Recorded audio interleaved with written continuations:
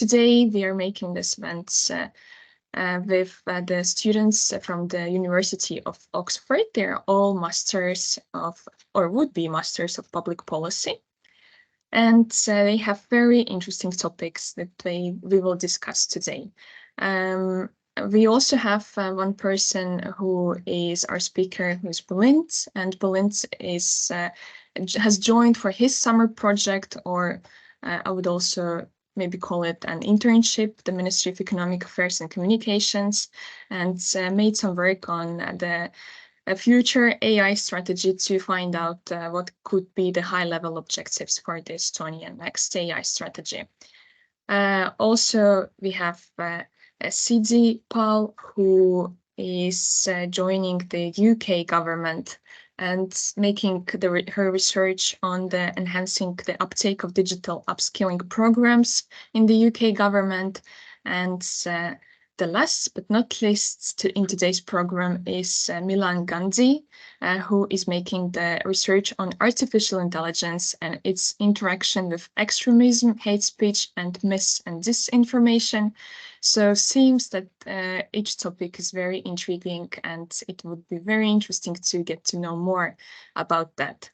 Our events would take around 2 hours, maybe a bit less.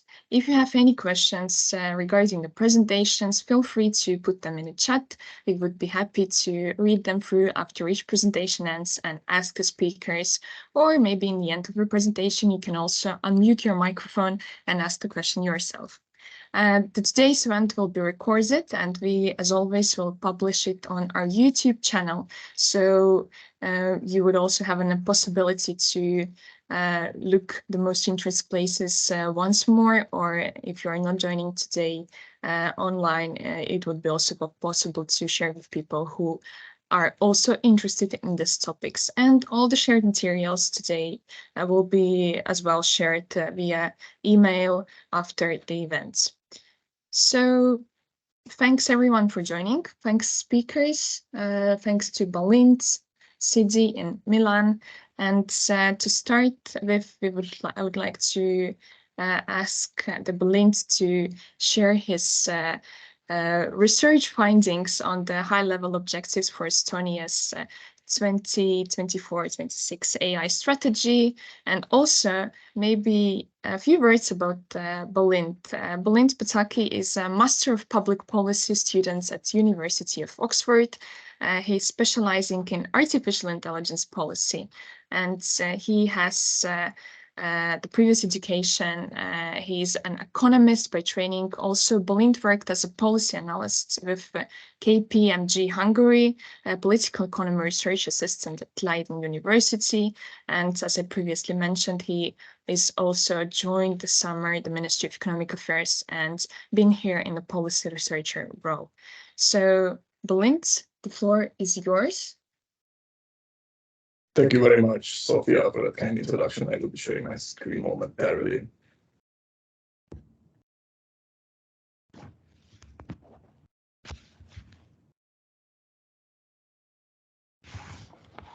Brilliant. So it is my absolute pleasure to welcome you here today. I'm very, very grateful for the opportunity to present to you today.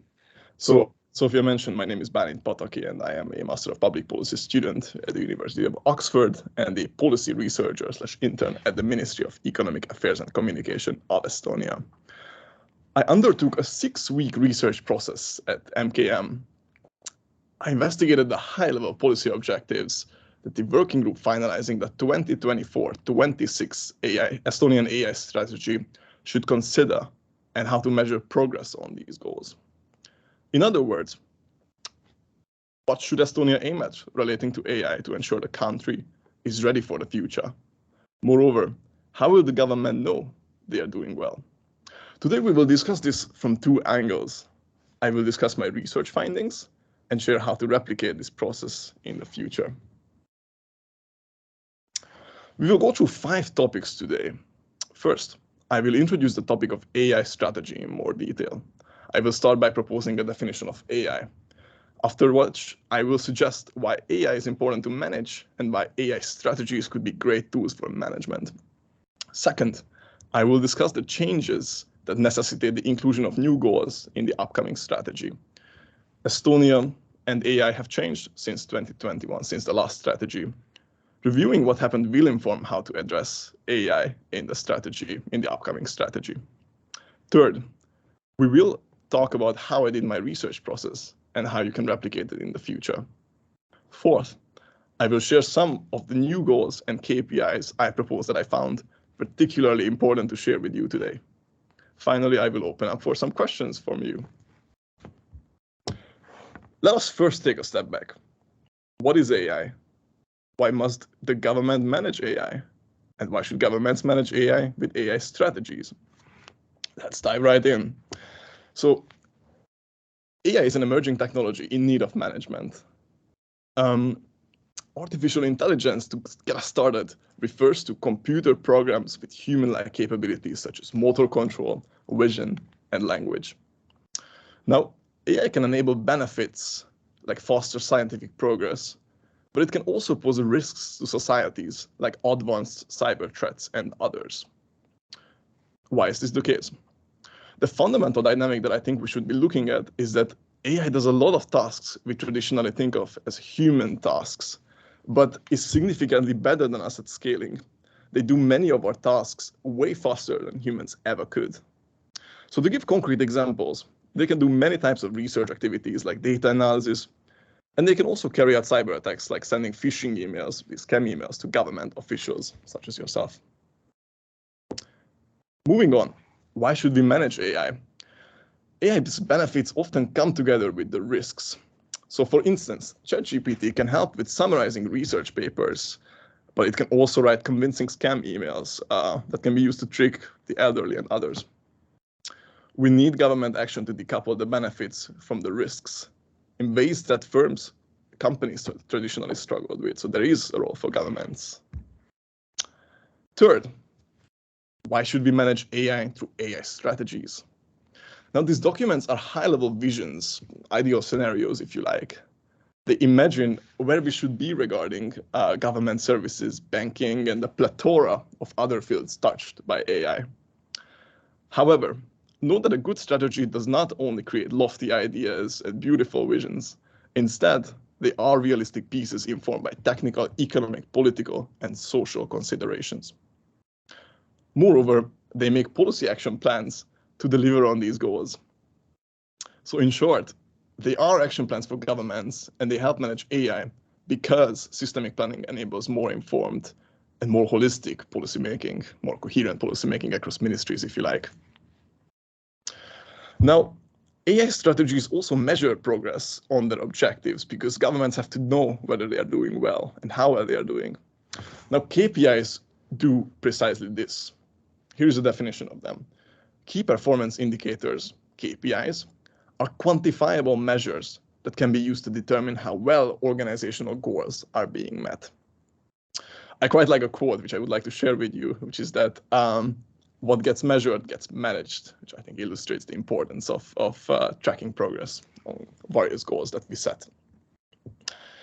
Now, we have seen that governments must manage AI, and AI strategies are potentially handy tools to create goals and deliver on these goals.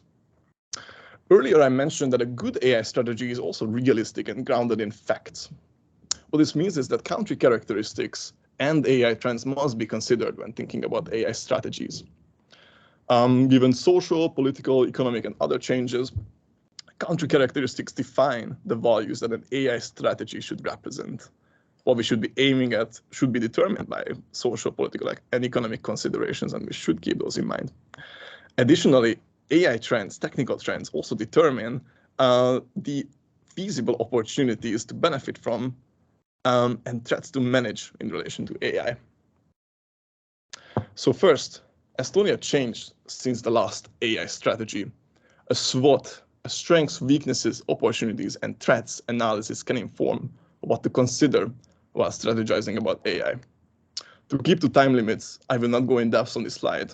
You can, of course, review this after the presentation and contact me, and I will be very happy to discuss any of the claims I made here. However, the point is this. The deployment of a nation's very limited resources to any strategic goal should be in line with what the country requires in terms of its demographic needs, strategic priorities, urgent concerns, the aspirations of its citizens, its resource constraints, and of course, geopolitical considerations. This was a quote from the World Economic Forum. On this slide, I highlighted the key points that most inform my research. Estonia has an internationally leading and recognized digital government for absolutely great reasons in my experience. The Estonian government can leverage this fame and also its EU membership to export AI-powered digital government solutions and strengthen international and intersectoral partnerships. So these are the opportunities to tap into and the strengths that can help tap into these.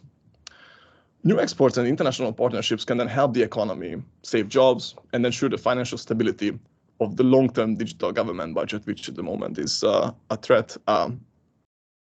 We will cover all of this in more depth as we go through the presentation.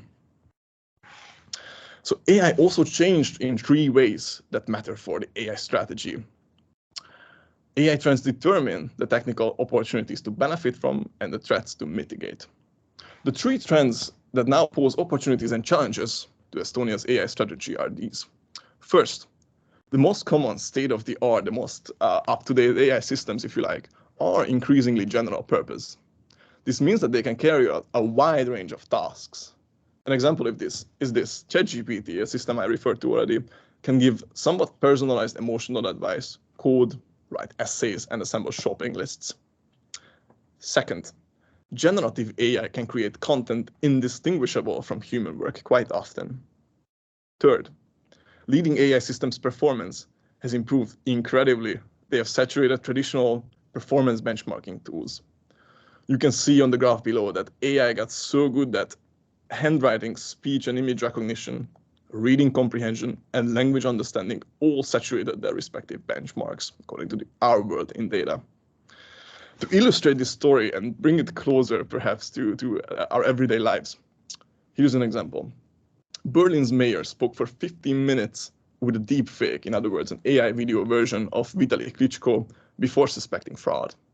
So, in other words, AI can now trick us humans into believing that a fake video is real. Before I go into my concrete findings, informed by the changes in AI in Estonia that I just highlighted, I wanted to share how I did my research. I would love you to have the blueprint I used to reproduce, and also improve the research process I've just finished. We will here discuss what sources to draw on and what questions to ask foreign experts. These pieces will altogether, I hope, inform our answer to the questions of knowing what to target and how to measure progress on them. Now, I suggest drawing on at least 3 different types of sources. First, the literature. This includes academic and policy pieces. Academic pieces are, let's say, scientific journal articles, to keep them a bit narrower. They can help you gain international and comparative insights into high-level AI policy trends and discussions and dilemmas. Policy pieces, on the other hand, are reports written by governments, civil society actors, journalists, international organizations, and others. These can then inform the implementation of various AI policies because we look at practitioners' reflections through them of what went well, what they could have done better, what they have yet to do still. How to choose what to read from the literature. Now, I suggest reading respected journals with lots of citations and also well-known pieces, policy pieces written by well-known international organizations. These, in my experience, tend to be pretty good quality research, but of course others can be very great as well that I have not mentioned here. Second important source is AI strategies. Now, AI strategies are relevant to see the exact ideas that other nations had regarding where AI should take their economies and societies. They can give concrete goals and KPIs to consider replicating in the Estonian context. How do you choose these? Because there are very many AI strategies and not all of them are exactly the greatest. I suggest looking at digital nations, other digitally advanced countries similar to Estonia, that tend to have somewhat applicable insights to the local policy dilemmas. So in this research, I looked at the UK, Canada, Malta, and South Korea. Interviewing experts is the third main source of information that I would like to suggest to you. Now, academic, business, and civil society actors all have various diverse perspectives that can enrich the policymaking process from different viewpoints. I suggest choosing experts that have expertise in the countries that you covered in when reviewing AI strategies to get extra nuance and critical reflection on these documents. Here are the questions that I asked from foreign experts that I found created insightful contributions from them. Now, these questions target overarching approaches to AI strategies, AI regulation, innovation, partnerships, and also other themes. I will not go through them in the interest of time, but I encourage you to review them later at your leisure, and feel free to contact me if you have any questions or criticisms on these. Happy to engage with you.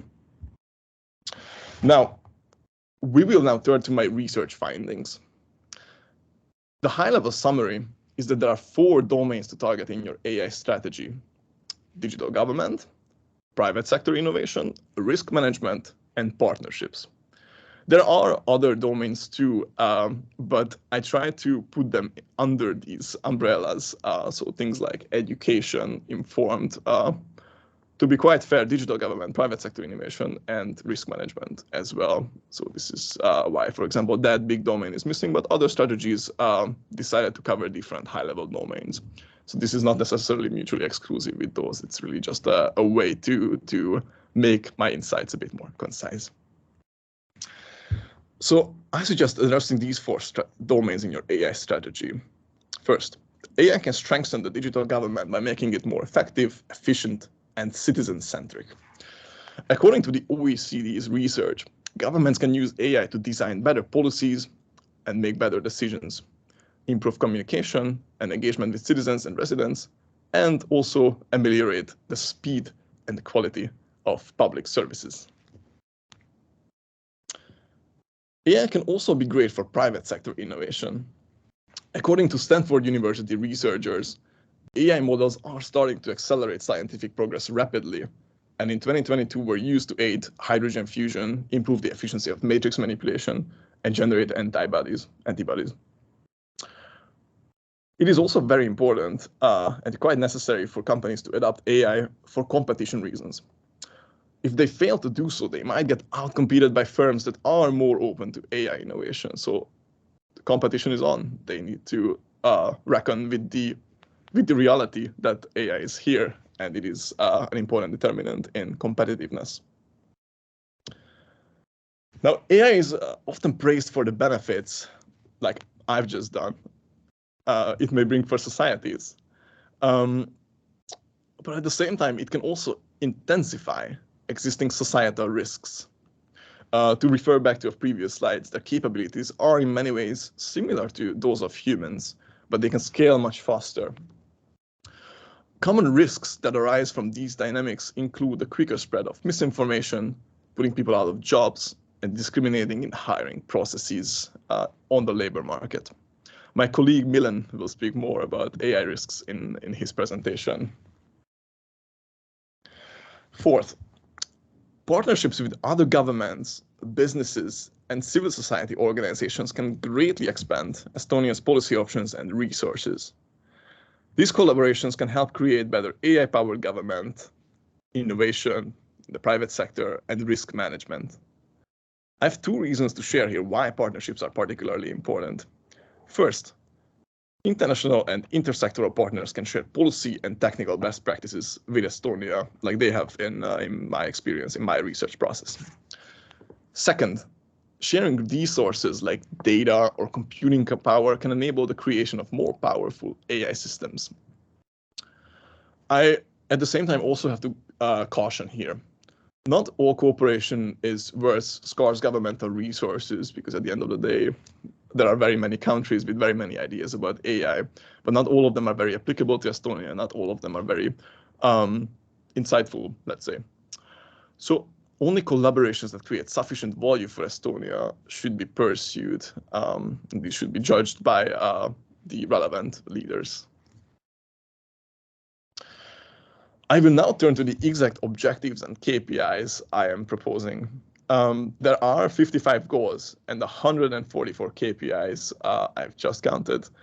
As much as I would love to, I unfortunately cannot go through all of them right now.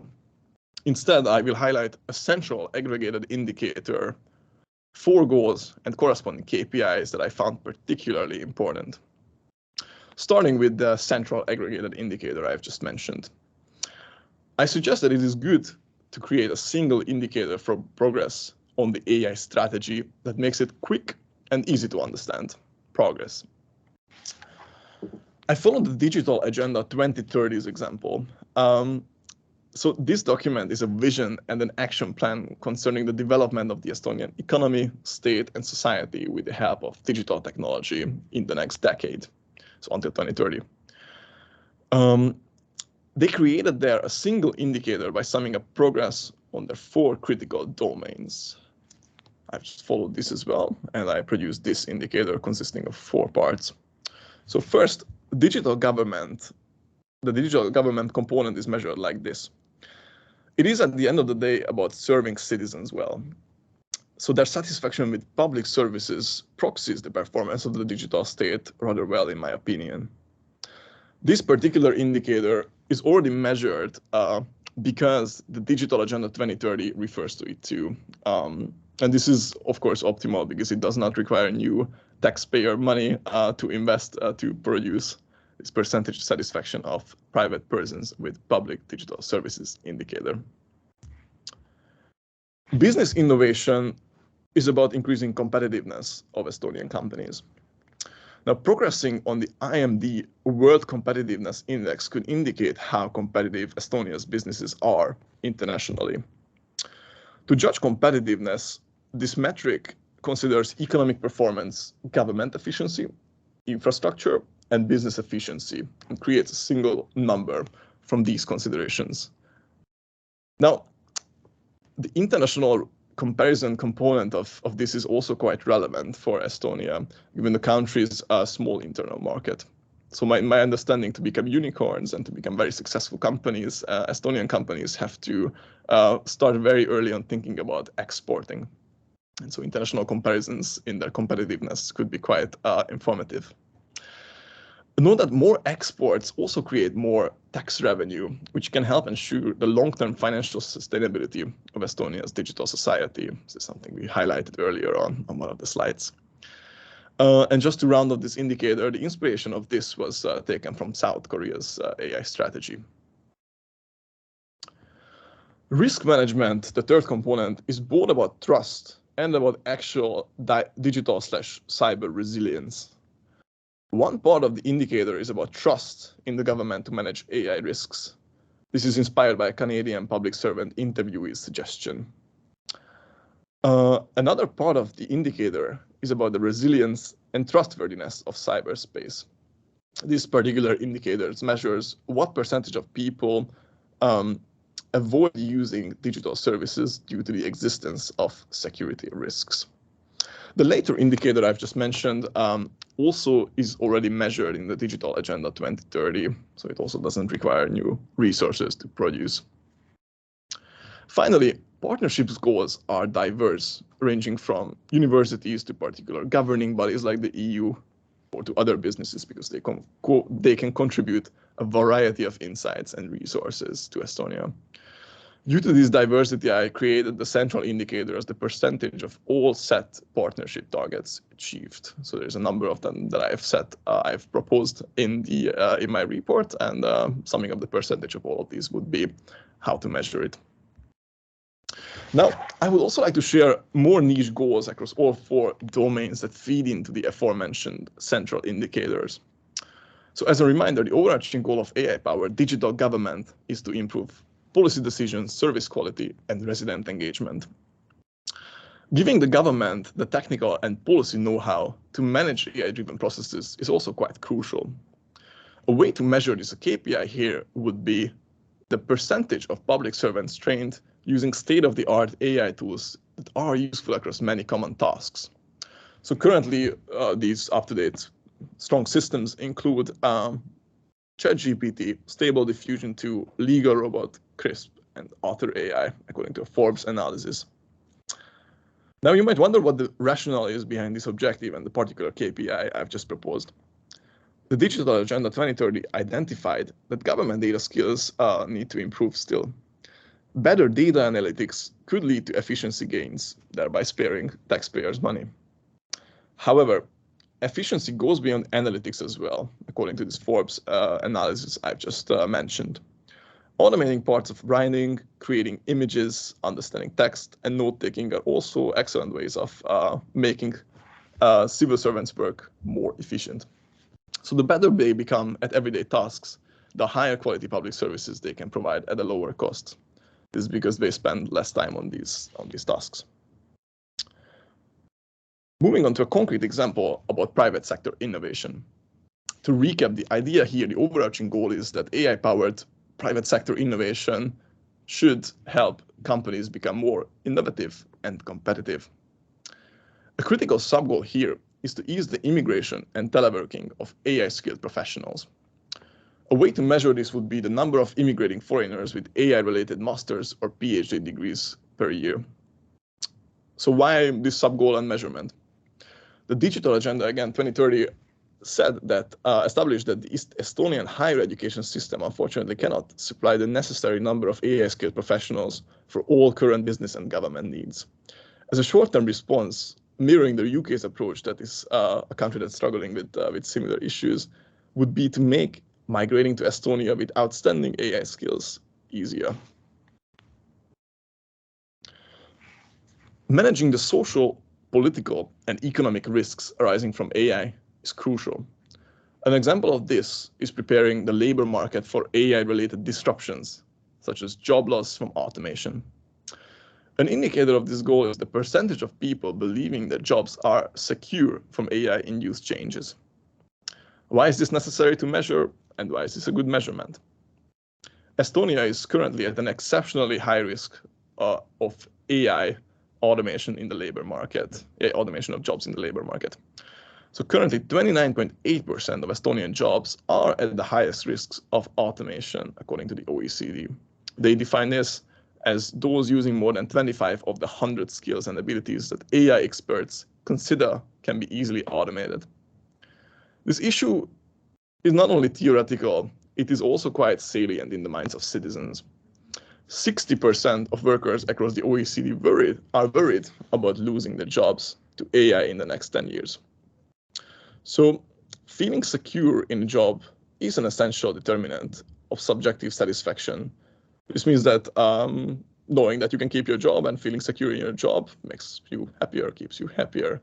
And so this particular indicator is this particular risk is quite relevant to manage, in my opinion, both from an economic perspective, but also from a psychological well-being perspective. A concrete goal about partnerships. So to tap into international and intersectoral partnership for resource sharing, insights, and more effective regulation, it is quite relevant to look at partnerships. So the EU digital market is still fragmented. And this is a problem because exports to other EU markets may still entail having to comply with multiple sets of rules, which stop smaller companies, especially from expanding abroad. A more cohesive single market would enable Estonian businesses to export to other EU countries easier. This more extensive customer base would then translate into the commercial success and, of course, later innovation spending of companies. To achieve this, however, the European Commission first has to act, because they are the only institution that can propose rule changes in the EU. And so influencing them is necessary to advance the goal of creating a more coherent digital single market. And this is why I propose the KPI of the number of digital single market and innovation favoring proposals and requests sent to the European Commission to consider from the Estonian government. Now, I wanted to give a special shout out to the organizations that supported this research before I open up to questions. So the Treasury Board of Canada, the Estonian Information System Authority, the Oxford Internet Institute, the Bálint School of Government, University of Oxford, the Estonian Economic Affairs and Communication Ministry, and the UK's Department for Science, Innovation and Technology all very generously supported this research process with insights. A special thanks to Sophia Piles, Christa Kriese, and Ott Felsberg, who invested a lot of time in shaping and reviewing this research. And if anything did not quite add up, this was despite their very best efforts and totally on me. So now I feel absolutely honored to have been here today. And so please now ask any questions that you may have. A note is this: you might see things I haven't. So ask hard questions and criticize so I can revise my report still until Friday. I want to give as good recommendations as possible. Please also feel free to email me on the email address indicated here if you do not wish to speak now or if you run out of time. A final note: the first draft of the AI strategy will, according to plans, come out in September, October. So the time to contribute is now. Thank you very much. Thanks so much, Bálint, for giving this nice presentation. It was really great to hear, and we really appreciate how much work you have done during this research and speaking with different organizations in the countries and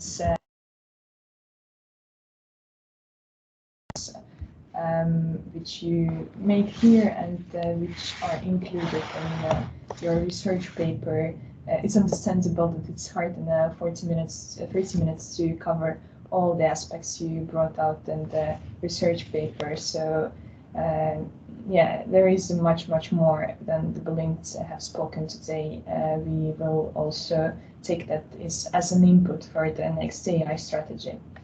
And if anyone has any questions, feel free to ask them. This is the right time to do so. And as Bálint mentioned, if you are still thinking what the question would be, or you would like to get a better overview by reviewing the presentation of the Bálint after the event, so it will be also possible to contact him. I see that Marley, you have a question. Yes. Hello, Bálint. Thank you very much for your presentation and all the hard work that you have done. I work also at the Ministry of Economic Affairs with the AI strategy, and the question from my side. The question from my side is that you presented a SWOT, like the strengths and the weaknesses. The comments that were presented were more related to the public side of the governmental side of the strategy. Do you see any strengths or threats regarding the private sector challenges or weaknesses also? So, or at least that could be an aspect that would be really interesting to know more about. What are your views? Thank you so much for that question, Marley. I'm very happy you asked this indeed. So this was part of my gargantuan slide here that I did not be there to present and in whole due to time limitations. So it's a bit overwhelming, so I will just summarize. I think one of the things that I wanted to highlight as a strength is that the Estonian IT sector is very, very advanced in a European comparison when it comes to IT skills, advanced IT skills. And this is something that could be quite good to tap into when it comes to export. So that's that's a very important strength.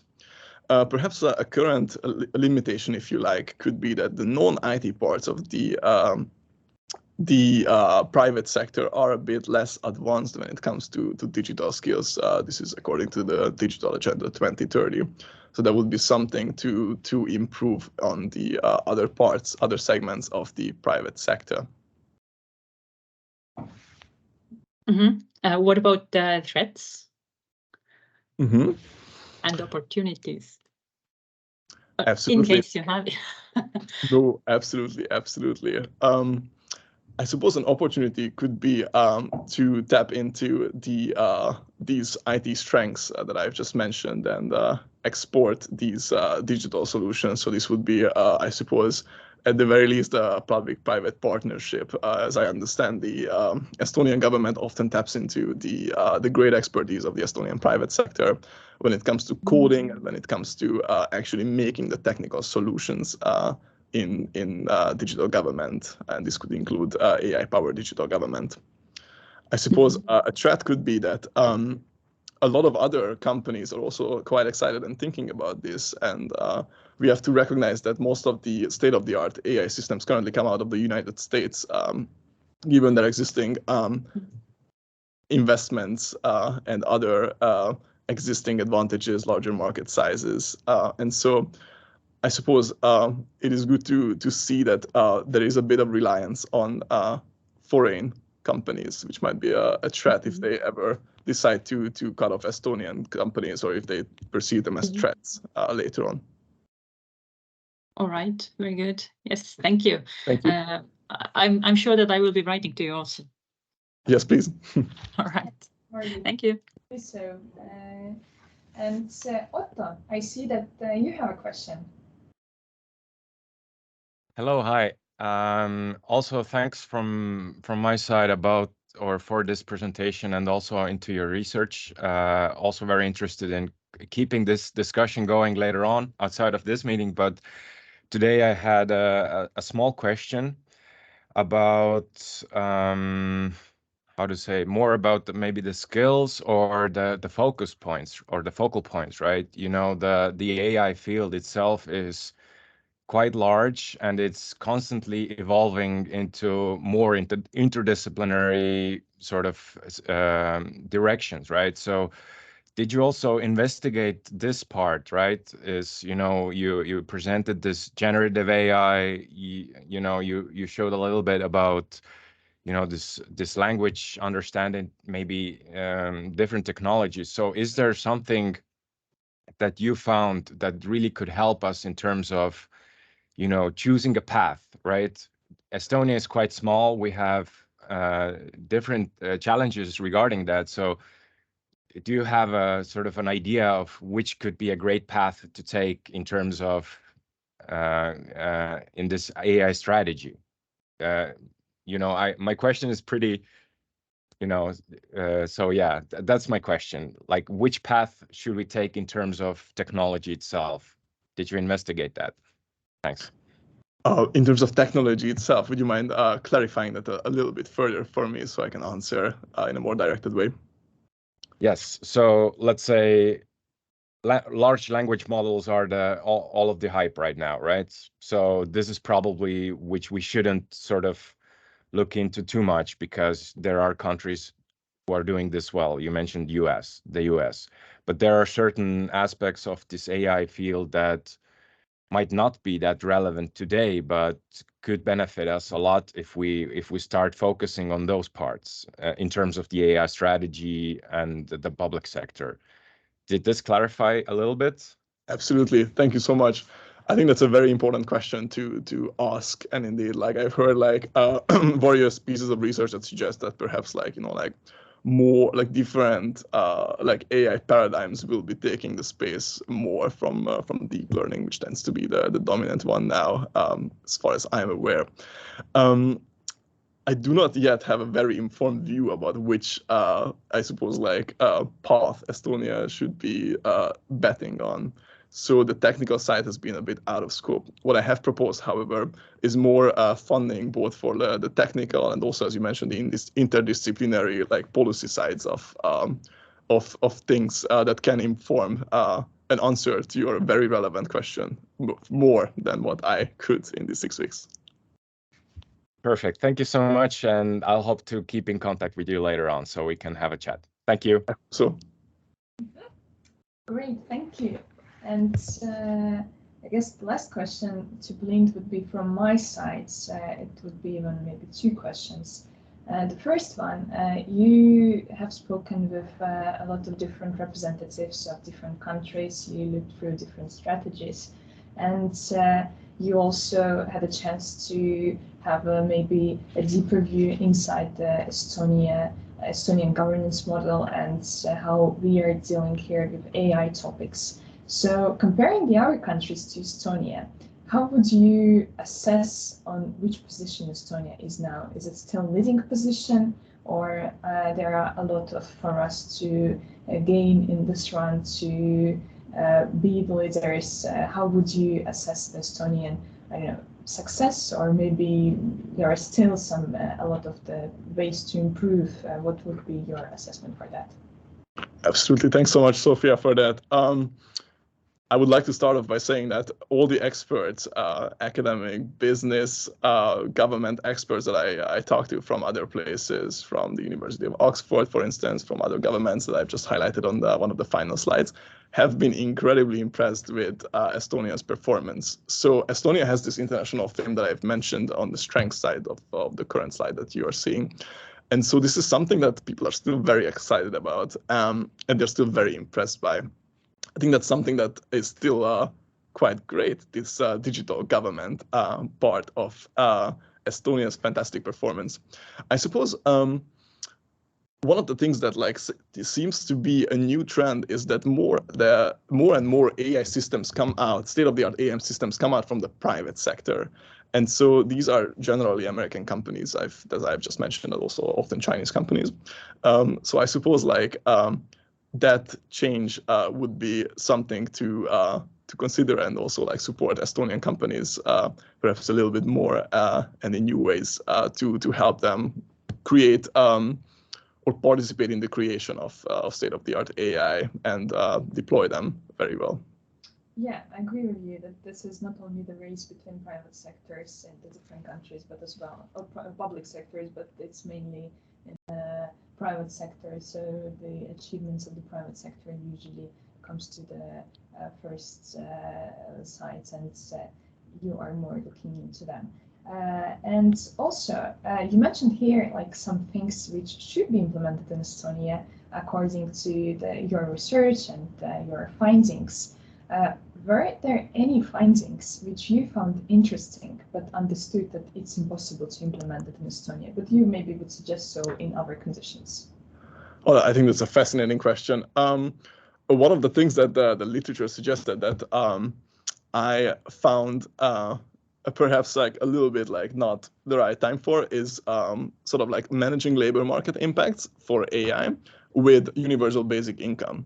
So essentially giving a set sum to every single citizen or even resident in a country, and then, irrespective of who they are or what they do, and thereby sort of encouraging them to explore more of their interests and sort of invite a small part of the a more limited part of the population of the labor force to contribute the most economic value, and then use parts of this tax revenue, if you to give it to everyone, and thereby enable them to upskill, to learn AI skills, to do something entirely unrelated that is artistic. So I suppose this is a utopistic scenario for the moment that I've heard a few people talk about in my interviews, and I have read some research about.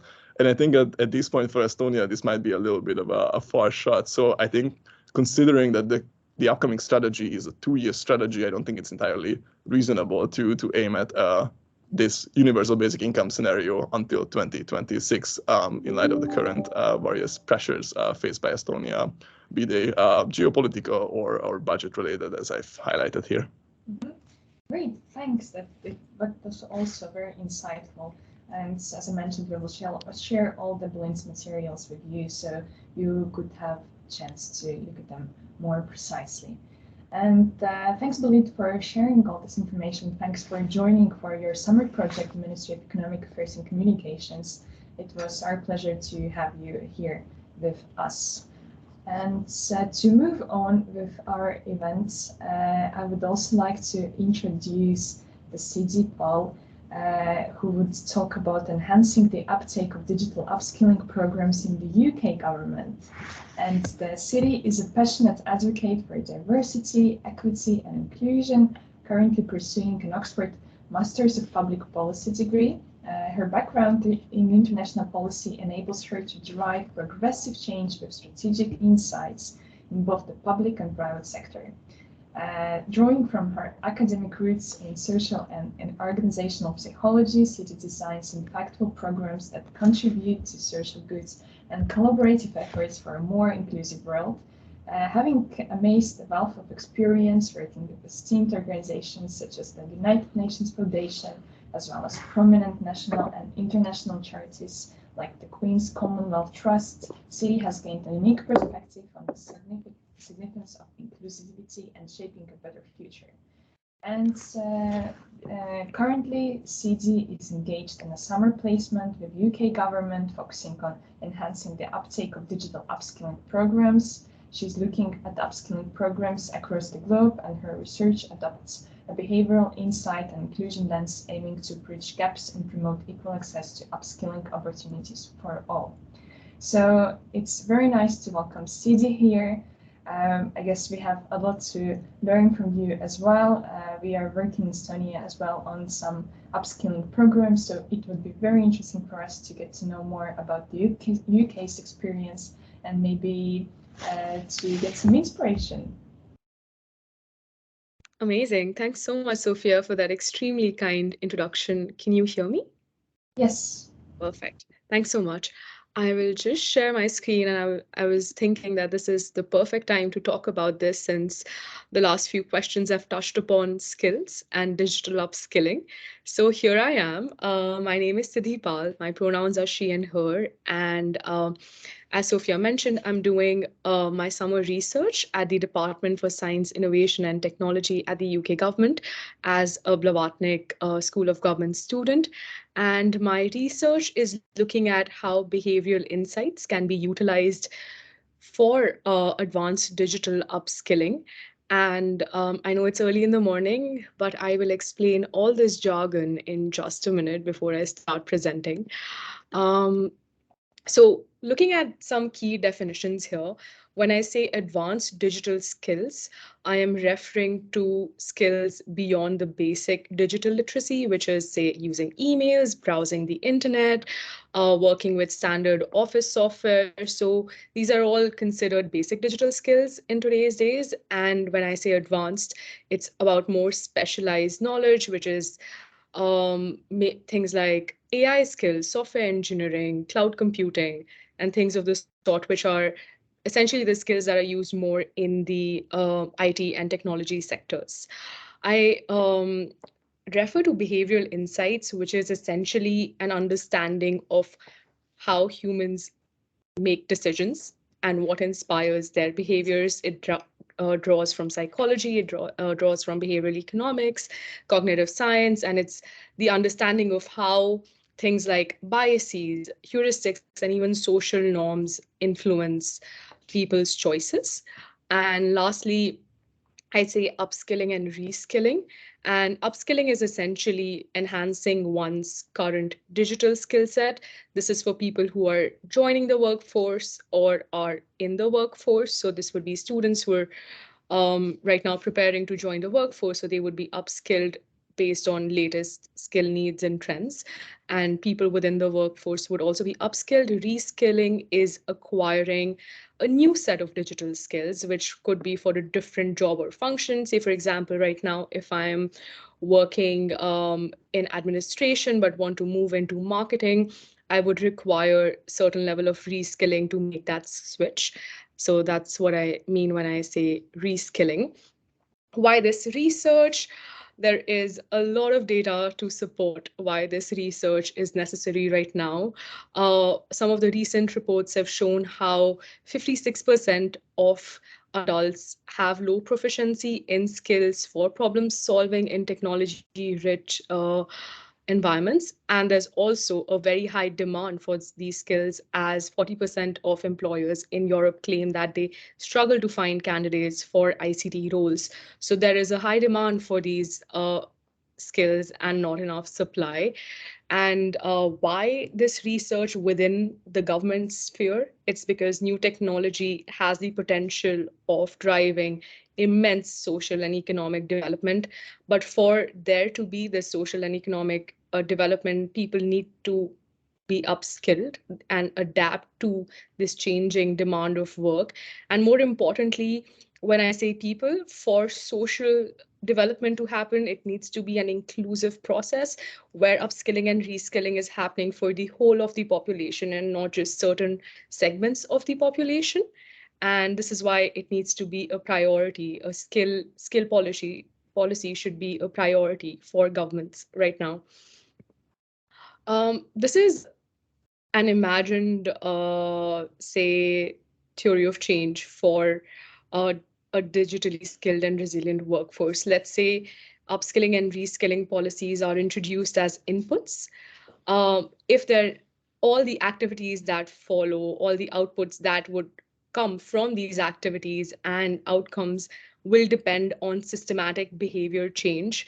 When you design an activity, you need to look at will people actually engage in those activities? How will the uptake of those activities be? Only if people do those activities and they participate in those activities will there be some output, whether it's short term or long term. So essentially, the deep-rooted role of behavioral change and the need for it in the success or in any anticipated impact of a policy, I think, emphasizes the need for using behavioral insights in policy, especially when it comes to something like upskilling in the digital space, because it requires systematic behavior change. My research is ongoing. It's due in October, so I'm still in the process of looking at reports, talking to experts, and it's evolving every time I find new things. But it's been congruent with these 4 priorities that have been highlighted by a recent report by Nesta, which says that governments need to anticipate the skills that will be in demand.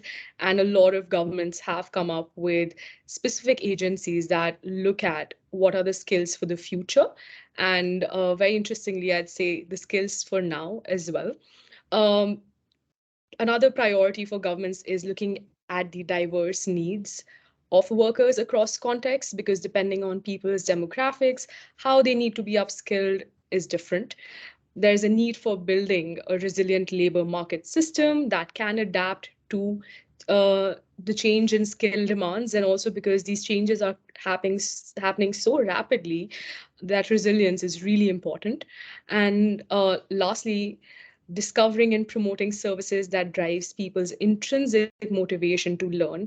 I believe this is where I am contributing with my social psychology background, where I'm looking at what is it that motivates individuals, organizations, what incentives work and don't work.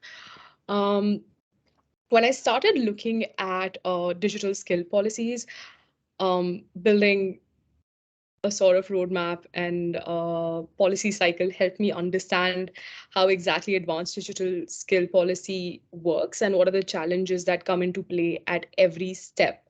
So, of course, we start with program or policy design, move on to then launching and communicating that policy. We then have to look at, once it's been launched, whether people are actually taking up these programs. There's implementation, then impact, and then once impact is measured, the feedback loop of taking it back to the program or policy to ensure that it stays relevant. For the purpose of this report, I'm looking at only the aspect of uptake of these programs and looking at challenges such as what will motivate an individual to take up this a particular program. How can you look at organizations in the country and incentivize them better to engage with a certain program or policy, and also ensuring that these policies and programs are for everyone and work for everyone. This is the one theoretical bit in the presentation that I would love to walk you through. And please feel free to stop me if it's not clear at any point or towards the end. But this is the behavioral insights model that I've used in my research. It's called the COMBI model. Here, COM, which is COM, stands for capabilities, opportunities, and motivation. And B stands for behavior, and it looks at how the 3, capability, opportunity, and motivation, contribute to behavioral change. this model is particularly useful in understanding behavior when we are designing interventions or strategies for behavioral change, which is the case in terms of digital upskilling. There needs to be a culture of learning. There needs to be systematic behavioral change for people to engage with these programs and learn from them. So coming to the first bit, which is capability. Capability refers to the individual's psychological or physical capability to engage in an activity. In this case would be the upskilling or reskilling program. And it breaks down into two sub components. The first one is the physical capability, which is just having the necessary physical skills. And the second one is psychological capability, which is having the necessary knowledge or understanding. Say, for example, if someone wants to swim, then they may need to have both the knowledge on how to swim, which is the psychological capability, and then they also need to be able to physically move their limbs in a particular way to be able to swim, which would be the physical capability. The second bit is opportunity, which is more about the external factors. It pertains to factors outside of the individual that prompt them to make a certain behavior possible. The two components here are physical and social. Physical opportunity is usually afforded by the environment. Like, say, if you want to go to a gym, there needs to be a gym nearby where you can exercise. So that's the physical opportunity. And the social opportunity is more afforded by interpersonal values such as cultural norms, societal practices. So say if we take the example of cycling here, then having proper cycling paths in a city would be the physical opportunity, but also seeing cycling as a popular activity among peers would be a social opportunity. The third bit is about motivation, which essentially encompasses brain processes and that energize or direct behavior in some ways. So it's about habitual practices, emotional responding, analytical decision making. And here it's been divided into two components. The first one's reflective motivation, which is more conscious. It talks about your conscious intentions, evaluations, plans. It's the motivation you have once you reflect on what you're doing. The second one is automatic motivation, which is more about emotions, desires, impulses, and like reflex responses. So say if we take the example of smoking here, a person might have reflective motivation after learning more about the health harms that smoking might cause, but also there could be the automatic motivation, which comes from a more deep-seated aversion because of witnessing the negative effects on a loved one, say, for example. So that's the more emotional motivation that's automatic rather than reflective. Altogether, these three components they interact and impact behavioral change. And there needs to be an alignment in these components for behavioral change to essentially happen. You can imagine it as like, say, a three-legged stool. If any of the legs is shorter, there's not going to be the same impact. It'll keep moving. So we need the three to interact in a perfect way for behavioral change to happen. And if there's a lack in any of the three components, it might impact the anticipated outcomes that we are looking at, essentially. Yes, moving on to the research that I've done using this model, I've looked at several case studies. This is not the exhaustive list of the case studies I've looked at.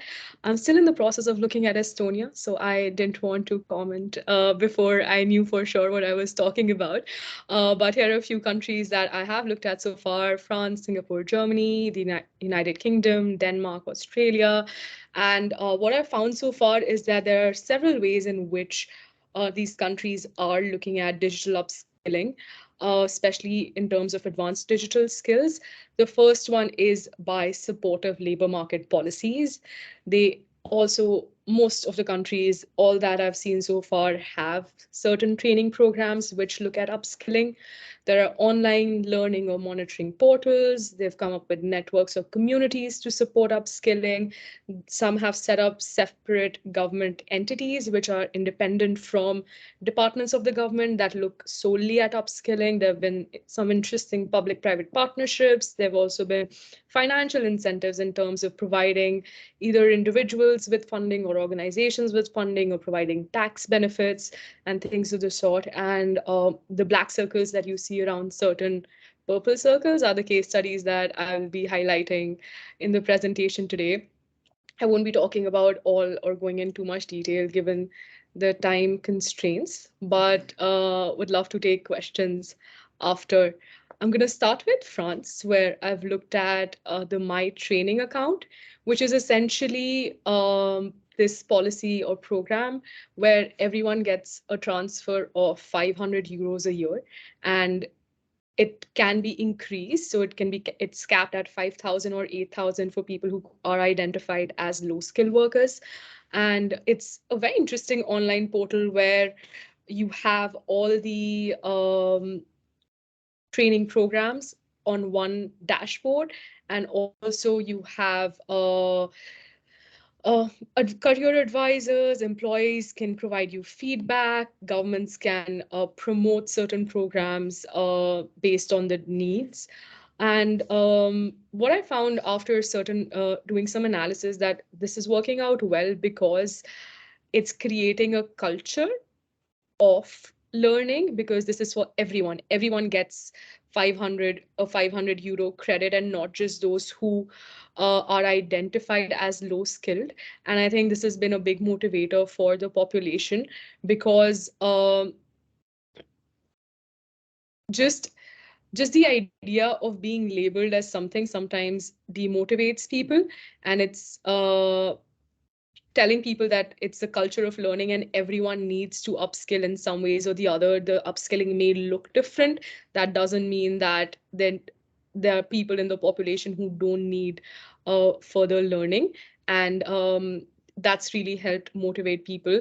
The second bit has been about how, when people can see how much is being invested in their upskilling in terms of the actual amount, and providing them that autonomy of using the credit in X or Y way, has also been a motivator. There have been a lot of programs in different governments where there are free programs that you can enroll into, but the population can't see how much would that cost them if they were doing it, say, in the private sector, or how much is actually being invested in their growth. And seeing that money component or the financial component to it in some ways motivates people.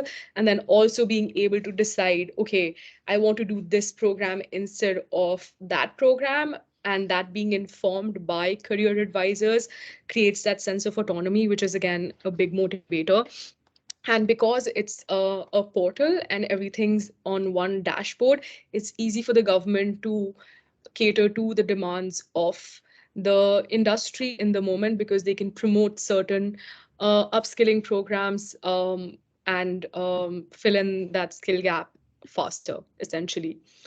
The second example I want to talk about is these CET networks, which are continuing education and training networks that have come up in Germany.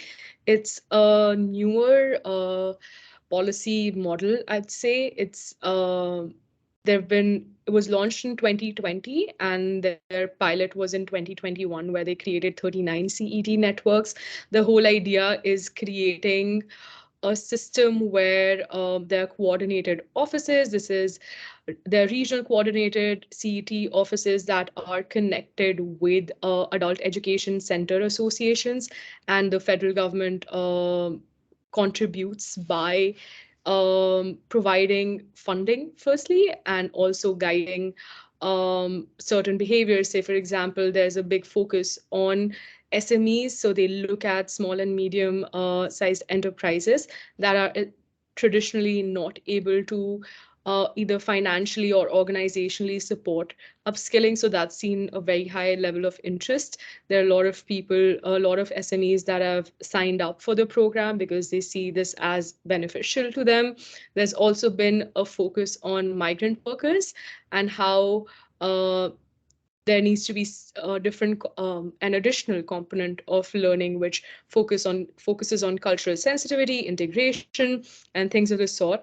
And that's also contributed to more people signing up because of the focus on inclusion in the workforce. So that provides them reflective motivation to engage.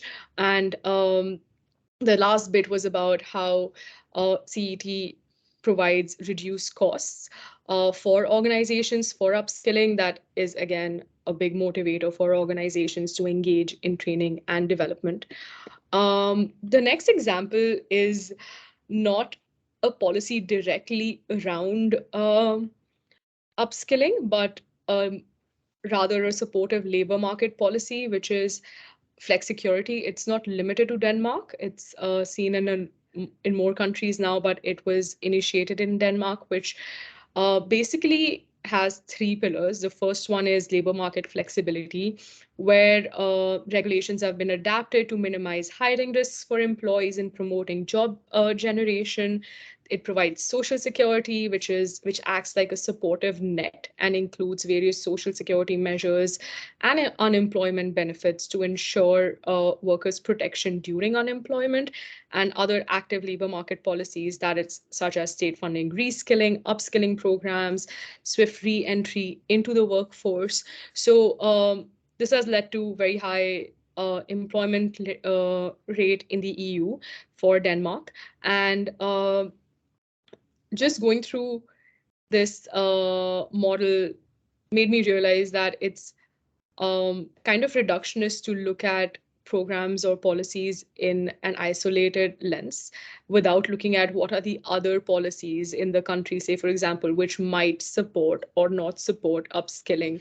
So just you can have the greatest training program around advanced digital skills, but if the population is still unsure or scared of unemployment because they don't have enough support in those gaps in their unemployment, they will still be wary of engaging in upskilling programs or reskilling programs because they might fear having that certain period of unemployment. So there needs to be that holistic support accompanied with the training programs to create that culture where people are willing to engage and commit to their learning processes, essentially.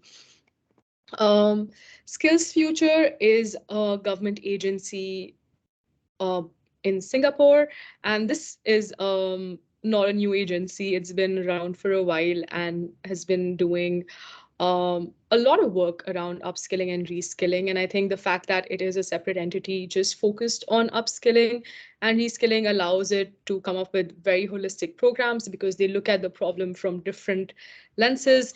They have certain key features. They look at modules that are both full-time and part-time, and the lengths are varied from 3 months to 12 months. This has been a criticism of some programs in different countries where they feel like a shorter upskilling module is not as effective because they're not able to learn as much in that small amount of time. But again, longer modules require more time commitment. So this provides the flexibility of choosing between a shorter or longer program depending on what people's needs might be.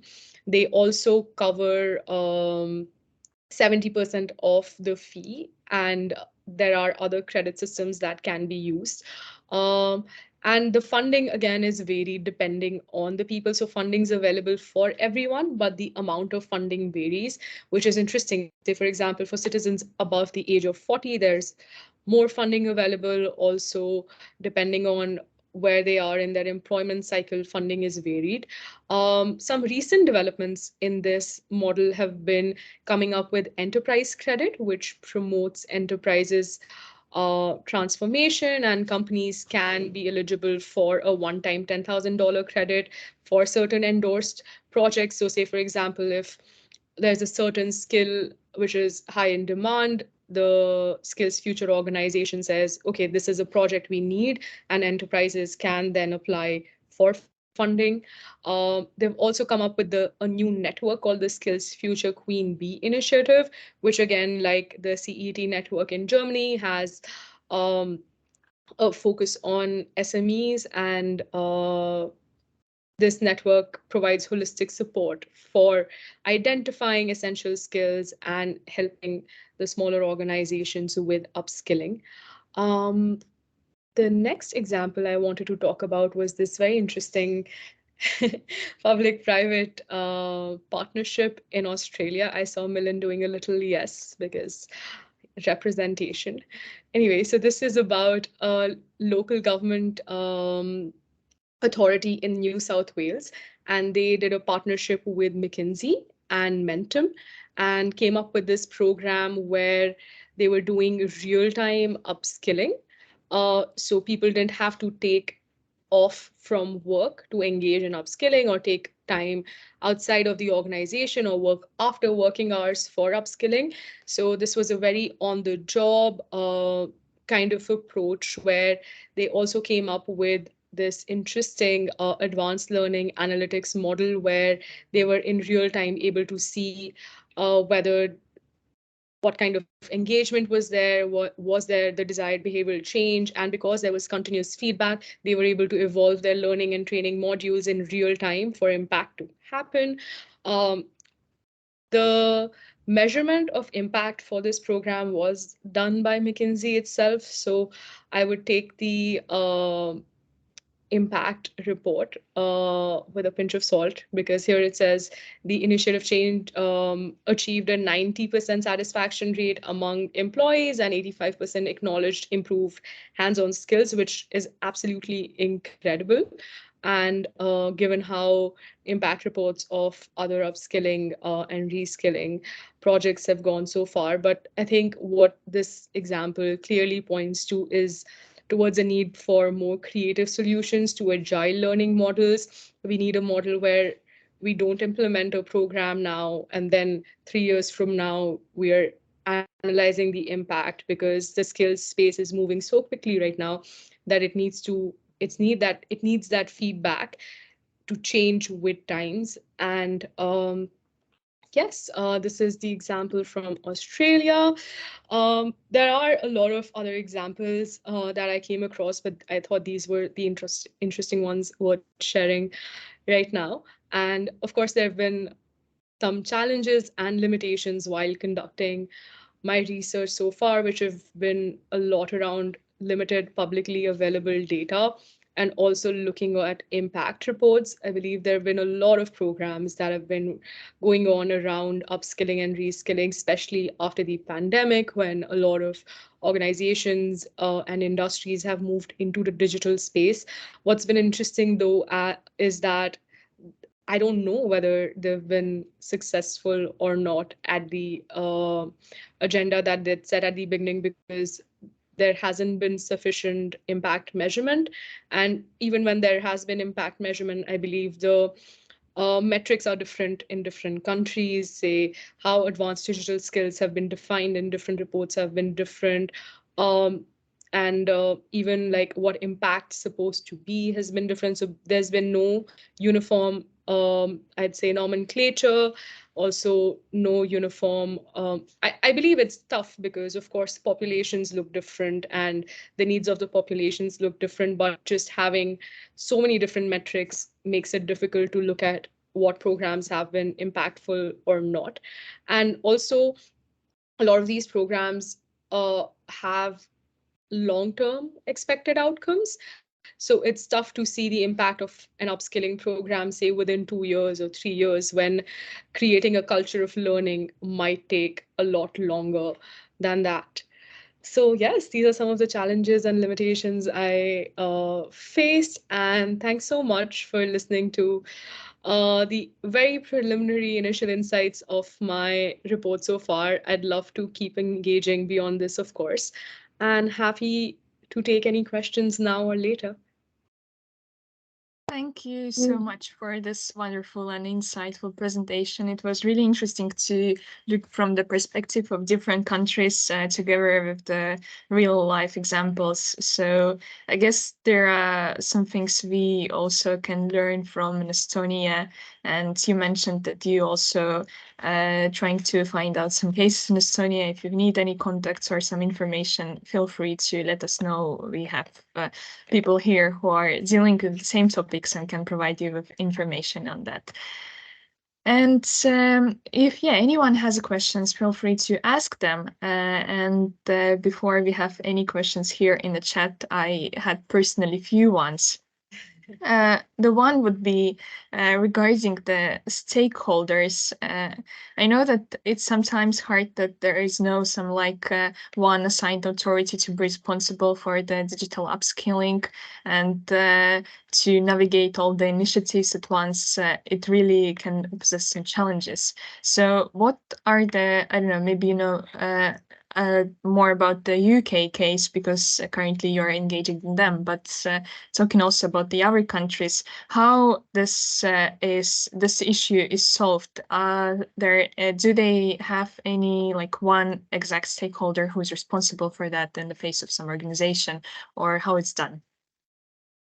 No, definitely. And there have been so many diverse ways in which countries are tackling with the stakeholder engagement issue as well. Some, like I mentioned, have set up their own separate entities, which just looks at skill and upskilling and everything related to that. Some countries have a digital component to all ministries that they're working with, in which they look at industry-specific ways or sector-specific ways through different angles. So it's not just one entity that's looking at upskilling.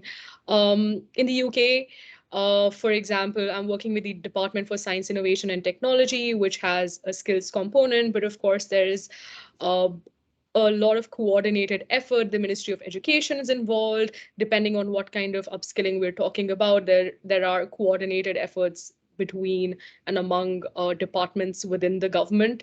Also, I've read about other countries where there are a lot of public-private partnerships going on. Some countries have come up with agencies that engage with private organizations, networks, and communities, where the government works with organizations, especially these smaller and medium-sized organizations, to look at upskilling needs. And there have been some creative models to look at stakeholder engagement, but I believe the key ones have been either coordinated government department efforts, having a separate entity that looks at skills from a holistic perspective, or coming up with a network or community which is more on the field and looking at the issues in more real time. Thank you for the answer. And maybe also to share your opinion on what we also notice in Estonia is that we see that there is really a problem with having with fulfilling the places and working places in the public sector with people who have really advanced IT knowledge, because usually people who have such education keen to go to the private sector and see more opportunities there, and sometimes for public sector it's really hard to even offer the same salary or something. So how do you think? Is there any solution for this problem to be solved, and is it the same situation in the UK? I do believe that it is a problem that a lot of governments, if not all, are struggling with, where the tech talent going to the private sector, because of course there is huge competitiveness when it comes to financial gains of doing that. I don't believe I have a clear solution to the problem, but I do believe that partnerships with the private sector and utilizing that talent within the government, if not by direct employment, but through engagements in creative ways, can prove really helpful. Say, for example, the case study I did with Australia, where this local government engaged with McKinsey and Mentum to come with a creative solution. I believe a lot of private organizations are very open to engaging with the government because they also see the potential of creating more lasting or long-term impact. By doing so is an opportunity to make the most of. A lot of private sector reports have made recommendations for governments, and in my personal opinion, if you reach out to an organization from like a government email address, basically saying, hey, I want to engage with you, no one's ever said that they're not open to a conversation. And that's, I think, a very strong place to come from, where everyone's willing to engage. You just need to create platforms where that engagement can happen in a constructive way.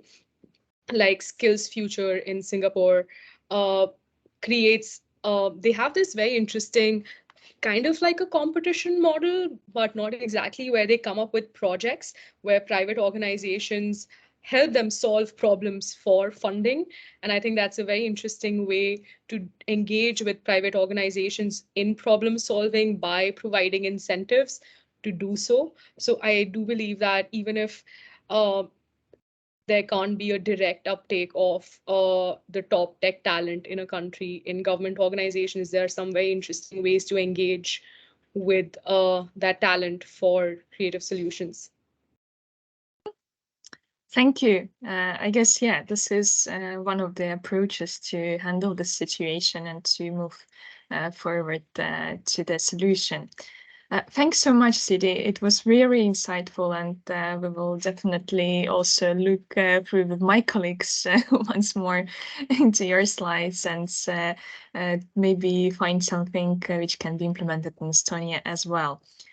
And to move forward with our event, I see that Milan is also here joining us.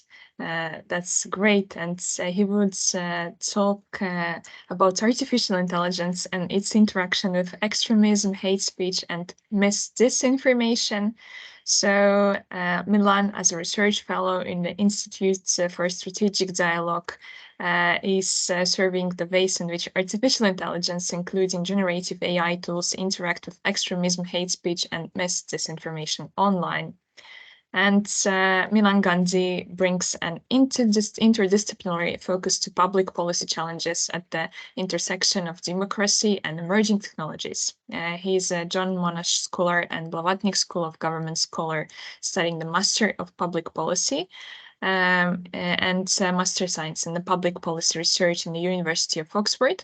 Milan has a background in law, innovation, and security, and founded the Legal Forecasts, a not-for-profit which investigates issues at the intersection of law and emerging technologies.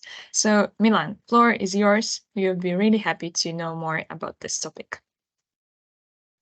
Thank you very much, Sophia. I think Siddhi's sitting next to me, so we'll get some of there we go. So thank you for that introduction, and thank you all of you for making the time today. I know it's been a couple of really interesting, dense, informative presentations. So if you need to stand up, do a star jump, please feel free. And Sophia, if you wouldn't mind confirming that you can see the slides. Yes, we can. So Sophia's done she's provided me with an equally generous introduction. So I really appreciate that, and that means I can move forward a little bit. And I just want to talk to you a little bit about the Institute for Strategic Dialogue. So I've only been there for around 2 months, but I can't speak highly enough about their work and expertise. So just to give you a bit more context about ISD, they're an independent, not-for-profit organization dedicated to safeguarding human rights and reversing the rising tide of polarization, extremism, and disinformation worldwide. I've really found in working with them that their experts are ahead of the curve when it comes to researching, analyzing, and crafting a range of interventions and policy solutions to push back against a very complex and rapidly evolving set of threats, as we'll explore a little bit today. For those in this particular group, I highly recommend the work of their Digital Policy Lab and some of the reports that they have available online. And you can see some of them there on the slide, and I'm very happy to link some relevant publications to what I'm talking about today. So what I want to do this morning is focus on one relatively small but important part of my ongoing research at ISD, and that is generative AI. And I want to look at the ways in which generative AI tools can be applied by ill-intentioned or bad actors to enhance the scale and effectiveness of disinformation. So my research at ISD is much broader than this, but for today's purposes, I'll limit my analysis to novel risks emerging as a result of large language models, which we've heard a little bit about already, and then I'll do a short piece on deepfakes as well. And I'll also try and give you a very high-level overview of some of the mitigations that are being discussed by civil society experts, policymakers, etc. And I've tried to set these out in a way that's hopefully helpful in terms of a conceptual framework. What I'll also do is I'll post a set of resources in the chat or send them to Sophia to circulate. I mention this because there are several very good academic publications that have been recently published which underpin the presentation today. So I'll be able to refer you to those. So to start with some definitions, and apologies if you already know these things, but I thought it would be, oh, sorry, actually, this is my outline. So I've just talked to this. So we'll do definitions, large language models, deepfakes, mitigations, and countermeasures. So in terms of some of the core concepts today, so generative AI refers to systems that leverage data, sometimes in vast quantities, and AI methodologies such as deep learning to produce high quality content, including text, images, and videos. Large language models such as ChatGPT, which we've heard a bit about today and no doubt everyone is aware of, and text-to-image models such as DALL-E are examples of generative AI systems that are underpinned by deep learning methods. So I won't speak to the underlying computer science. I know that there are a few mathematicians and computer scientists in this group, so certainly I can refer you to them. I think Tumas is one, if you have any highly technical questions. But I do recommend the IBM Technologies YouTube series on some of these topics, especially the episodes on transformer models and general adversarial networks. Now, as for some other concepts we'll cover, so I recognize that disinformation is tricky to define, and there are actually differences in definitions adopted by different bodies, including the UN Human Rights Council and the European Commission. But for present purposes, when I use the term disinformation, I'm really talking about deliberately false or manipulated information spread online with the intent to cause harm. And it's important, I think, to acknowledge that there obviously overlaps with other kinds of information. Disinformation itself could become misinformation when it's shared by those who believe it to be true. And obviously, disinformation can be harmful for reasons other than its potential to mislead, because, for example, it could be hate speech as well. And I'm also going to talk a little bit about social bots, and that's important, I think, or at least it raises an important consideration, which is that many of these techniques can obviously be combined. Different computational techniques can be used together and in concert. And when I'm referring to social bots, I simply mean programs that automate the production of content and interactions on social media platforms such as Twitter. And obviously, that's a very broad definition and could include varying levels of sophistication. Okay, so large language models, or LLMs. As we know, they can produce original language and have many potential benefits. And my colleagues, I think, have talked to the extraordinary opportunities in tech, so I hope you'll permit me to do a little bit of the negative side of this question. But what I want to focus on is precisely that, and how large language models give rise to new concerns in relation to disinformation and operations to covertly influence public opinion. It's important, I think, to note up front that much of this work is inherently speculative, given that both AI and influence operations are phenomena that evolve quickly. However, as I mentioned, the academic papers, other materials I'm drawing from were almost entirely published this year.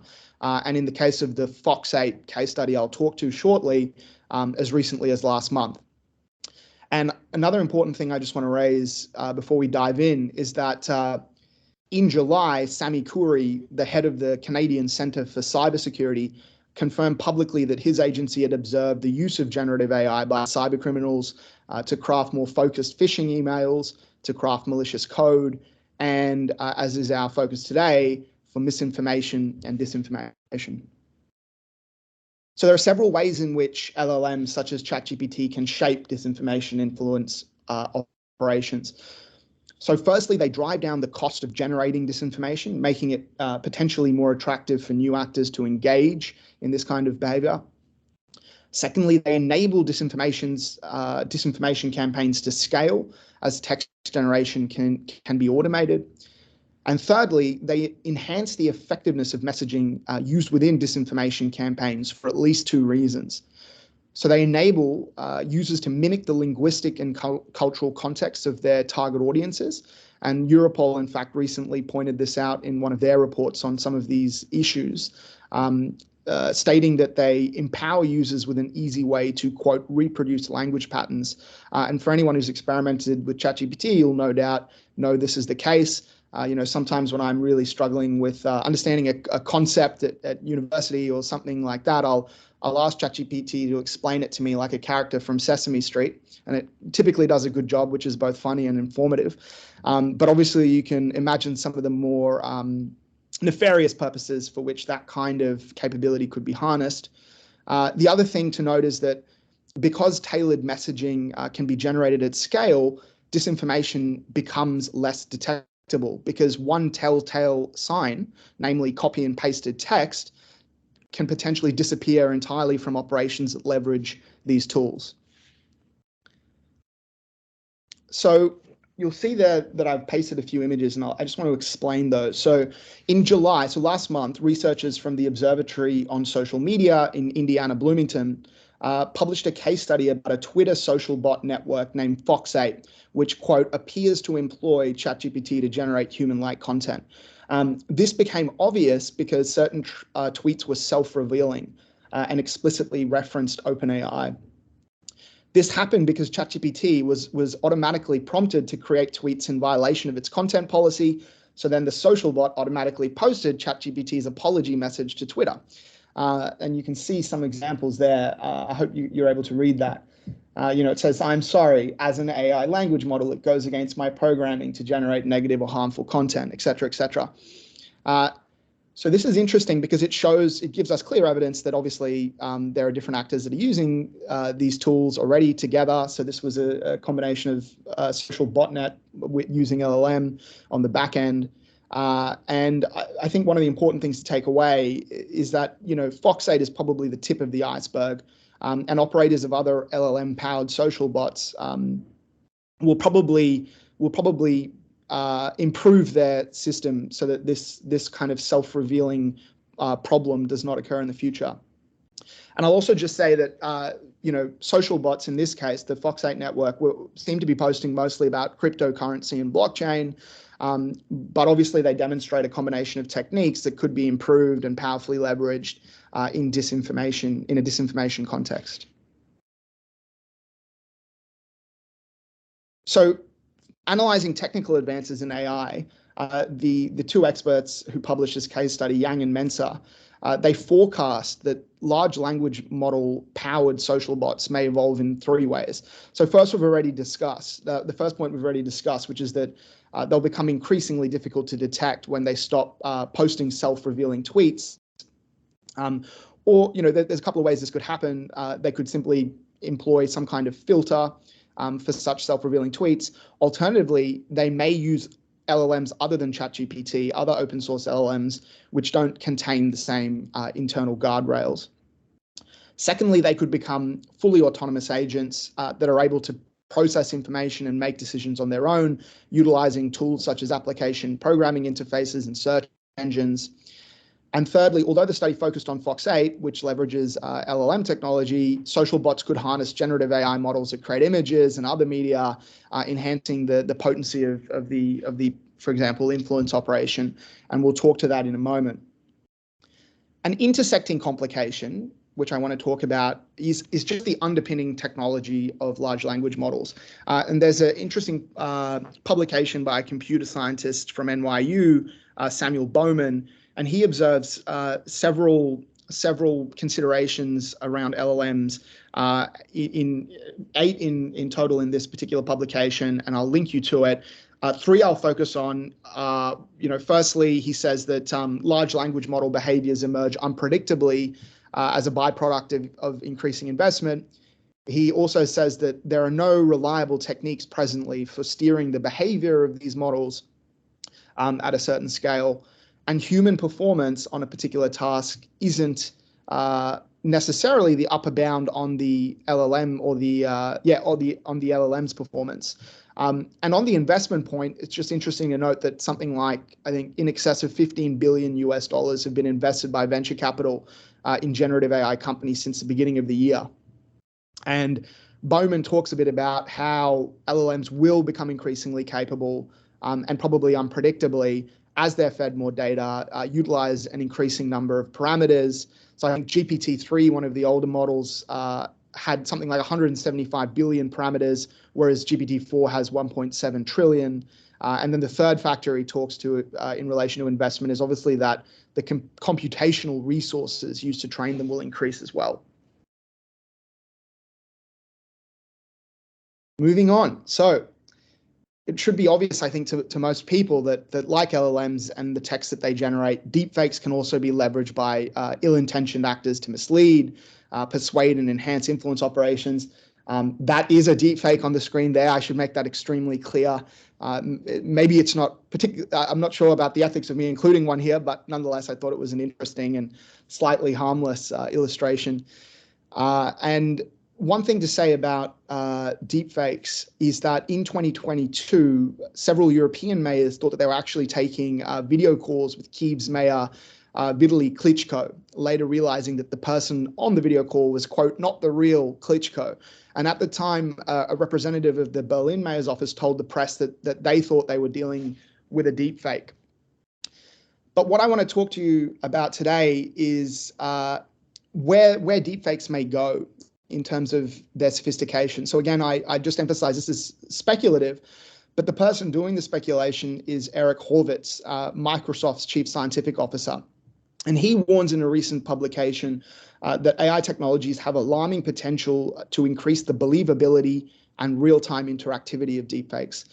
So he gives examples of different techniques. One is neural voice puppetry, which enables real-time generation of appropriate facial expressions along with synthesized voice. And of course, these and other advances make it conceivable that fictional renderings of targeted personalities could be joining our Teams calls, like the one we're having today. Although Siddhi informs me she is in fact a real person, and I can confirm that because she's sitting next to me. So according to Horvitz, interactive deepfakes could be harnessed in a manual way, where the digital rendering is controlled by a source actor behind the scenes, effectively like a puppet. Or they could be completely automated, where a deepfake avatar interacts with participants in a multi-party Teams call entirely on its own. He speculates that interactive deepfakes could be used for many different purposes, and I'm sure you could all think of some. One that he mentions in the article is convincing the public that a deceased leader is still alive in command. The other concept that he talks about, and I think he coins the term in this paper, is compositional deepfakes. And here he warns that multiple coordinated deepfakes could be interwoven within large political influence operations by well-resourced actors. He hypothesizes that synthetic events could be pre- and post-dated, fabricating a persuasive storyline, which is then refined in response to the reactions of targeted groups. And I think the thing to mention here, and I'm tracking down some references for this, and I won't have them for you today, but I was talking to a colleague at ISD about how this is a technique that was used even offline. There are, I think, examples of certain states, deploying tactics like editing actual library books or historical archives to support a particular narrative. So it's not hard to see why this kind of post-dating, pre-dating thing might occur in an online context as well. And just lastly here, what I wanted to mention as well is a concept that some of you may be familiar with, which is the liar's dividend. So one of the issues here associated with deepfakes, which actually increases as the technology advances and as people become increasingly aware of its potential, is this lies dividend problem. And the idea is that in a world where deepfakes are possible, it's easier for liars to dispute the veracity of authentic content by claiming that it is a deepfake.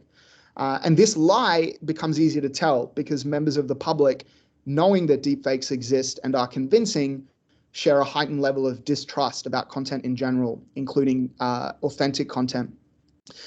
We do have a behavioral scientist or somebody with behavioral science expertise on the call. I won't throw to you, Siddhi, in the light of time, but one of the interesting problems here as well is that human cognitive biases could exacerbate these dynamics, because there's a observation in behavioral science that people will ignore information that contradicts their beliefs and interpret ambiguous evidence as consistent with their beliefs.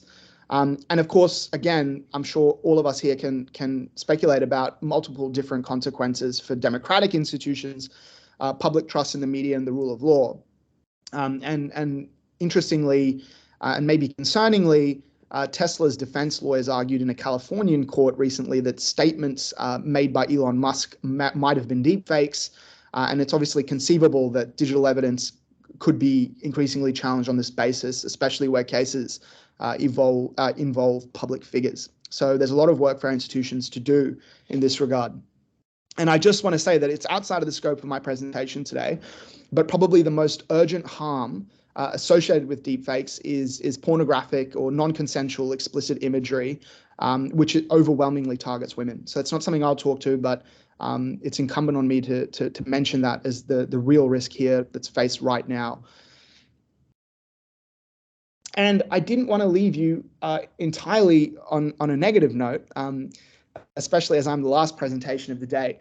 And I just wanted to share with the group and that, of course, a lot of work is being done at different levels in terms of mitigations, in terms of solutions, both regulatory in nature and also technical in nature. So, for example, technologies used to detect harmful content, technologies used to detect and distinguish deepfakes from quote unquote organic content.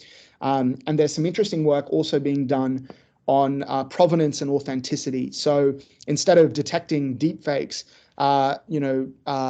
determining that organic content is in fact organic content, and I recommend looking into that. And one thing Bálint and I were talking about recently is that there's real opportunities, I think, here for countries to be first movers in some of the innovations that will help to mitigate and solve these issues. And certainly, I'm very happy to discuss that in depth with any of you offline, and I encourage you to reach out. So thank you very much. Please do reach out. I've also talked to my colleagues Henry and Helena at ISD, and they're very happy to field emails from you as well if you'd like to reach out to them in relation to ISD's work. And Siddhi's encouraged me to put this QR code here in the spirit of innovation. So please also do reach out to me. And that's it for my presentation. Thank you. Thank you so much, Milan. I guess this is one of the topics everyone at least thought once this year, because we have a so big race of the AI technologies in our life. It's hard not to think about what are the consequences of the emerging technologies. So we need to be really knowing about the existing problems to somehow avoid them or make best of them. And I see that here are already some questions. Otto?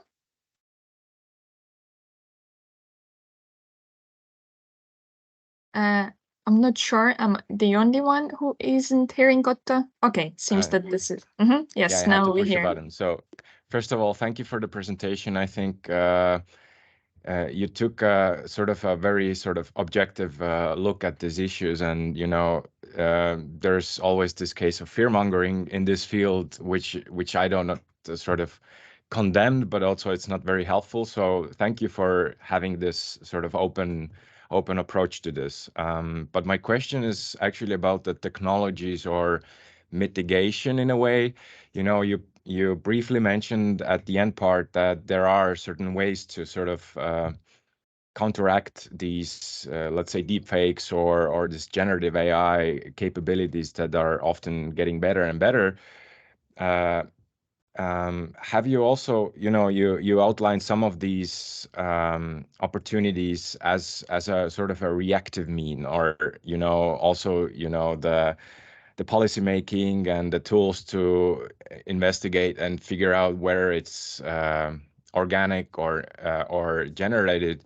This is sort of a reactive way of doing this. Have you also thought about this proactive way, or shifting the discussion towards having systems that are built in a different way, so we don't have to counteract anything, but we're actually building AIs in the way of this not being a problem in the end? So I'm really interested in what your take on this. Thank you. Thank you very much, Otto. I totally agree with you on fear mongering. I'm with you there. I mean, a lot of my career has been about really celebrating the potential for innovation, and I think thinkers have to be across both, which goes again to Bálint's presentation, and by both I mean risks and opportunities. I have absolutely thought about that, and that's why on the slide I don't know if you guys can see it anymore, but I mentioned there the way I try and split it up. Let me just share this again. So the way I split it up is developing AI. Now this is very much in its infancy, and I'm still trying to kind of coherently develop this. But there are obviously lots of different techniques that can be used at the actual early point of developing models. And I know that we're seeing some of that in the EU AI Act, though we don't know exactly what that document will contain because it's still at the trilogue stage. But there are certainly standards for responsible AI development considered in that regulatory intervention. There's also concepts which I'm still trying to wrap my head around and understand more about regarding responsible AI by design, also tools in relation to explainable AI and bias mitigation. And there's also questions about the quality of data sets, obviously, and not in garbage in, garbage out type considerations about the quality of data that's ingested for the large models. And then there's a piece around at what point is something sufficiently unpredictable or sufficiently quote unquote dangerous that there should be more consideration around access to the models. And on that front, a lot of what I've read about has really been reliant on the AI providers themselves rather than, say, in regulatory intervention. And I think that raises other interesting considerations. But what I will say to you is that I'm really reading about these things at the moment and trying to survey these things at the moment. And when I hopefully publish this report with ISD in September, I'll do a piece exactly on that. So I'd be very grateful if you read it. Yes, absolutely. I'm all interested in this. So yeah, I'll reach out later on outside of this meeting, and maybe we can have a chat. Thank you. Thank you. And I have a few questions for you, Milan, as well. I absolutely support your and Otto's position regarding that the using of opportunities we have, not only be constantly in a fear of what's going next. But in the beginning of this year, then the ChatGPT became so big thing and everyone started talking about that. There were even from some quite known people, some offers to, for example, to put on a pause the development of AI systems before they know how to deal with them later. So what is your opinion on that? Would it be sufficient? Would it be possible? And how do you view that? Sophia, that's a great question. And what I'm going to do is, I think it's a big question, and frankly, it's one that I'm grappling with. And I think a lot of my work to date is focused on use cases that are presently available, which is why I've really pinned today's presentation to actual evidence of that Fox8 botnet. Where I'm yet to really explore is in some of these bigger questions. But I predicted, Sophia, that you would ask this. And what I've done is there's an article which I'll paste right now called Frontier AI Regulation, Managing Emerging Risks to Public Safety. And I think, although I'm still grappling with some of the insights in that paper, I think it answers your question more directly and with the level of precision that your question deserves. So I'll just paste that article in the chat. and hopefully we can discuss it at a future stage when we've both wrapped our heads around it. Thank you so much. Yeah, well, I think not only I will be interested in that, but also our people joining us today. And I also have one more question, which might be the last one if no one else would write any questions in the chat. Is you mentioned some problems today, and seems that they are kind of the universal. So you can say that it could also, I don't know, some private person can deal with the same issues and find the same mis and disinformation, which may harm his, I don't know, life or whatsoever. But are there any exclusive threats only to the public sector? Have you thought about that? Is there any information on that? Sophia, that's again another great question. And whenever I say great question, I mean difficult question. I'm just polite. But I think what I'm increasingly finding is that, you know, and I think this reflects the nature of the technology, right? So there's obviously a scale in terms of different AI systems that we could be talking about in terms of the narrowness or the generality of their functionality.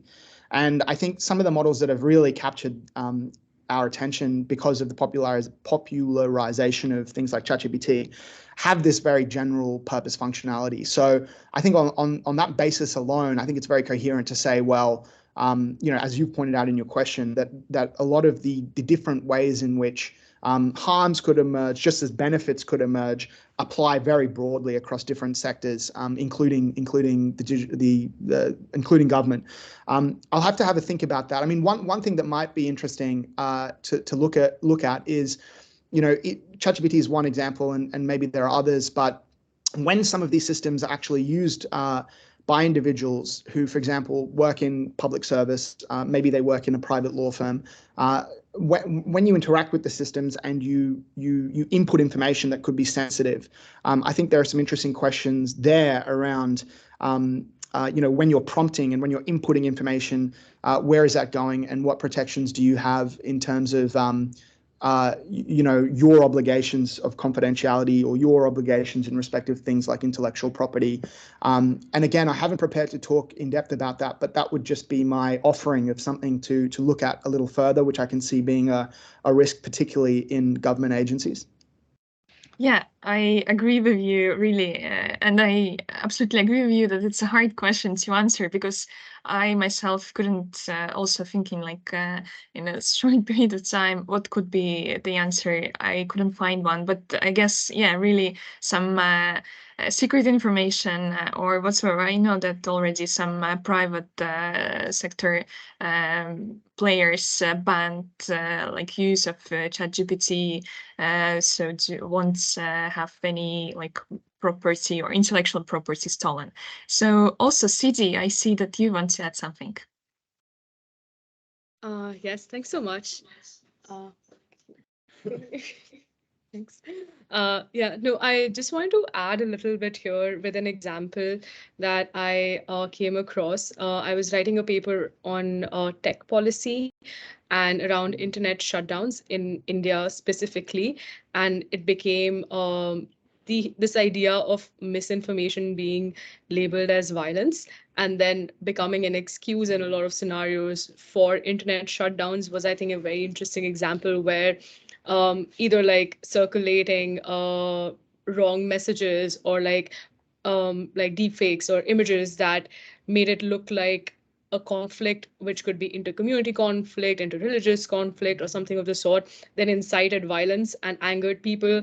And then the government had to do internet shutdowns in regions to control it and things of the sort. So it's a very interesting example of how the consequences of these deepfakes and using AI for misinformation or disinformation can have actually involves a lot of governmental intervention, even if it's being done at an individual or a community level, because of the consequences it can have on a population as a whole.